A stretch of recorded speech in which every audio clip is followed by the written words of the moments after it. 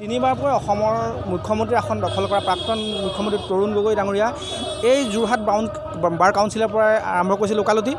আজি এই ক্ষণত যোৰহাট বাৰ কাউন্সিলৰ এগৰাকী অধিবক্তাৰ পৰা জানিম তেখেতৰ মনৰ ভাৱ। খবৰটো আজি জানিব পাৰি সঁচাকৈ মৰ্মাহত হৈছোঁ, কিন্তু বিগত কেইবাদিন ধৰিও আচলতে সংবাদ মাধ্যমত সততে ভাহি আহিছে আমাৰ একালৰ সতীৰ্থ যোৰহাট উকিল সন্থাৰ এগৰাকী অধিবক্তা, যি 12 বছৰ কাল এই যোৰহাট উকিল সন্থাত তেখেতে ওকালতি কৰি গৈছিল আৰু তেখেতে যোৰহাট উকিল সন্থাত মুখ্যমন্ত্ৰী হৈ থকা কালতো কেইবাবাৰো তেখেতে পদাৰ্পণ কৰিছে। তেখেতে আনকি নিজৰ চকীখন এবাৰ চাই গৈছে আহি, আৰু মোক কাৰ্যকালতে তেখেতে মই দুবাৰকৈ ইয়ালৈ আমন্ত্ৰণ কৰি আনিছোঁ। আৰু এই কথাটো আমি নিশ্চয় তেখেতক সোঁৱৰিব লাগিব যে তেখেতে মুখ্যমন্ত্ৰী হোৱাৰ সুবাদতে আমি যোৰহাট উকিল সন্থাই বৰ্তমান পৰ্যন্ত 1 কোটি টকা ব্যয় সাপেক্ষে আমি পিছফালৰ যিটো নতুন বিল্ডিং, এই বিল্ডিংটো আচলতে তেখেতে কৰি থৈ গৈছে।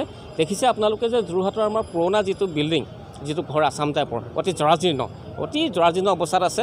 গতিকে তেখেতে নিজে এইটো এটা ব্যৱস্থা ল'ব বিচাৰিছিলে যে এইটো সংৰক্ষণ কৰিব পাৰি নেকি, যথেষ্ট খৰচৰ কথা। কিন্তু আজিৰ তাৰিখত আমি দেখিছোঁ যে তেখেতে গুৱাহাটী মেডিকেল কলেজৰ নতুন বিল্ডিঙত, যিটো ছুপাৰ স্পেচিয়েলিটি হস্পিটেল বুলি কয়, তাতে তেখেতে যিটো কণ্ডিশ্যনত আছিলে, এই কথাটো সমগ্ৰ অসমৰ লগতে যোৰহাট উকিল সন্থাৰ সদস্যসকলৰ মাজতো কিন্তু প্ৰতিক্ৰিয়া সৃষ্টি হৈছে।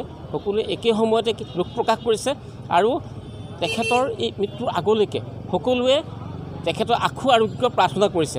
যে সকলোৱে ক'ব বিচাৰিছে যে তৰুণ গগৈ সঁচা অৰ্থত এজন সৎ ৰাজনীতিবিদ, স্পষ্টবাদী আৰু সাহসী এজন ৰাজনীতিবিদ। গতিকে তেখেতৰ নিচিনা এজন ব্যক্তিক আমি এই মুহূৰ্তত হেৰুৱাই যোৰহাট উকিল সন্থাই গভীৰ শোক প্ৰকাশ কৰিছোঁ আৰু তেখেতৰ আত্মাৰ সদ্গতি কামনা কৰাৰ লগতে পৰিয়ালবৰ্গলৈ আমি সমবেদনা জ্ঞাপন কৰিছোঁ।